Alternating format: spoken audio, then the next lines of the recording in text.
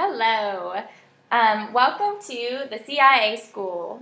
My name is Amy Parker. I'm a graduate nursing student at UTA, and this is in partial fulfillment of the requirements for Nursing 5309.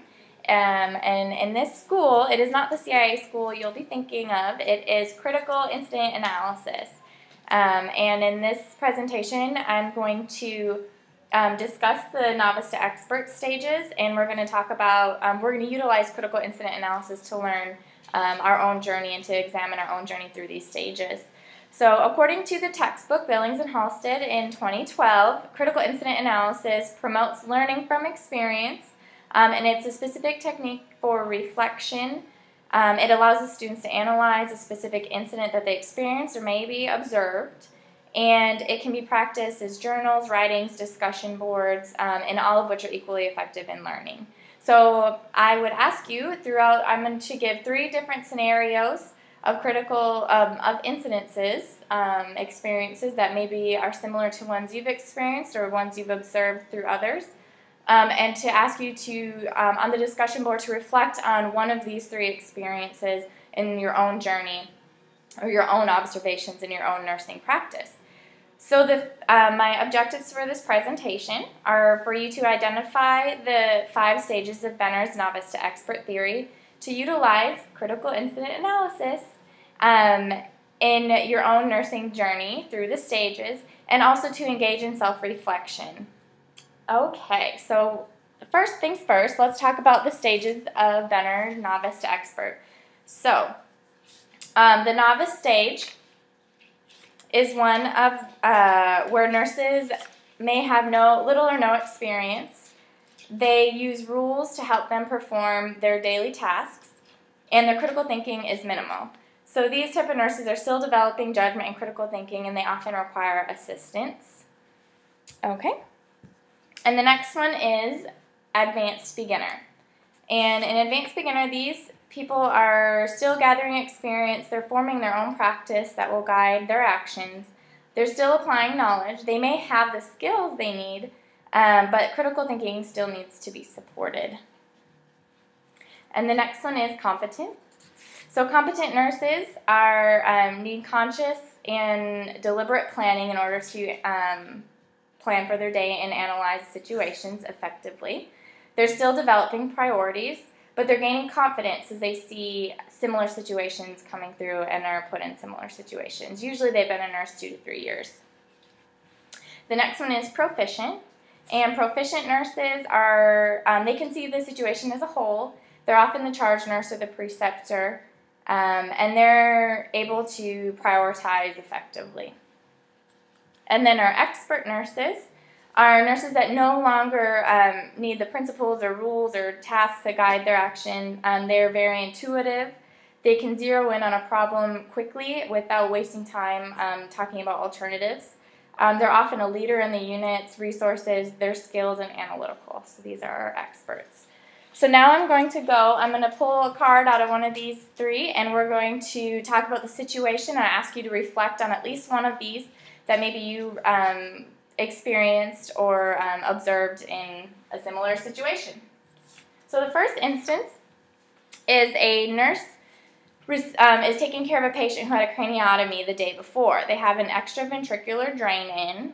They're watching ICP monitoring. This is a critical care nurse. The nurse is doing her hourly neuro checks and does not notice any changes, but the patient just seems more progressively more anxious. But the patient is still appropriate and has the same neuro assessment at baseline. She's unsure if this is clinically significant, so she asks the charge nurse for a second opinion to come in and assess the patient. They decide together to notify the neurosurgeon, and the neurosurgeon orders a stat CT head and orders the culture and sensitivity of the CSF.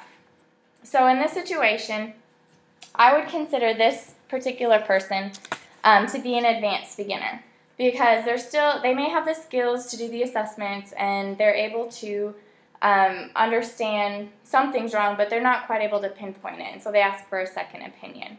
And so I ask you to maybe reflect on a situation where someone either came to you for a second opinion, or maybe when you were going through your nursing novice to expert stages where you had to ask somebody else for a second opinion that maybe have was an expert in that area that you weren't quite sure. So if this is a situation you want to reflect on, I encourage you to do that in the discussion board. And the next situation is a patient with a history of breast cancer. This nurse is getting a report. They have metastasis to the lungs. The patient did not sleep all night because they were up, anxious, and tachypneic. Right now the patient is on BiPAP. The settings are inspiratory pressure 18, expiratory pressure of 8. The oxygen FiO2 is 100%. Her heart rate's 115, blood pressure is 130/82. Breathing 44 times a minute, and the oxygen saturation is 91% on the monitor.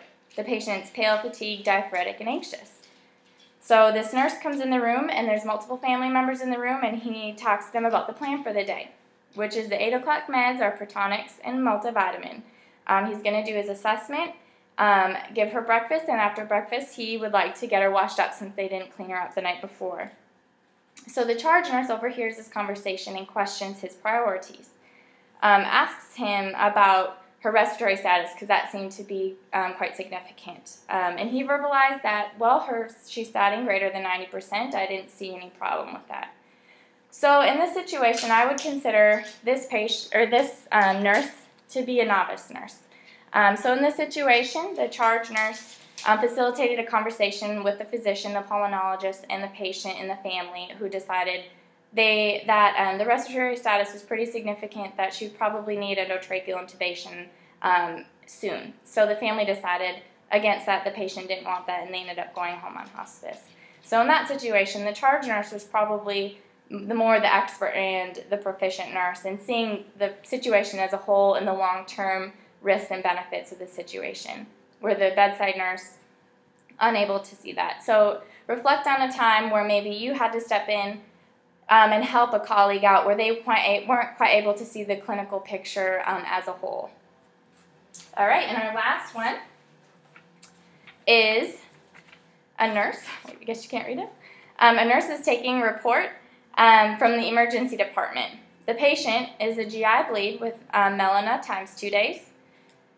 And right now the vital signs are stable. The patient's en route to the ICU. I'm sorry, these are all ICU situations. That is my nature, so forgive me if there's any labor and delivery or NICU people out there. So the nurse prepares the room with the supplies that he knows that he'll need. He anticipates that the patient will have serial hemoglobin hematocrit, and that he'll probably have to be giving blood products throughout his shift. He knows to monitor the heart rate and blood pressure for signs of bleeding. So this situation, the nurse recognizes, he's familiar with the pathophysiology and the patient clinical picture, and he's preparing and planning for the day. So in this situation, I would consider this nurse to be a competent nurse. So they're still developing their priorities, but he's gaining confidence because he's seen similar situations like this.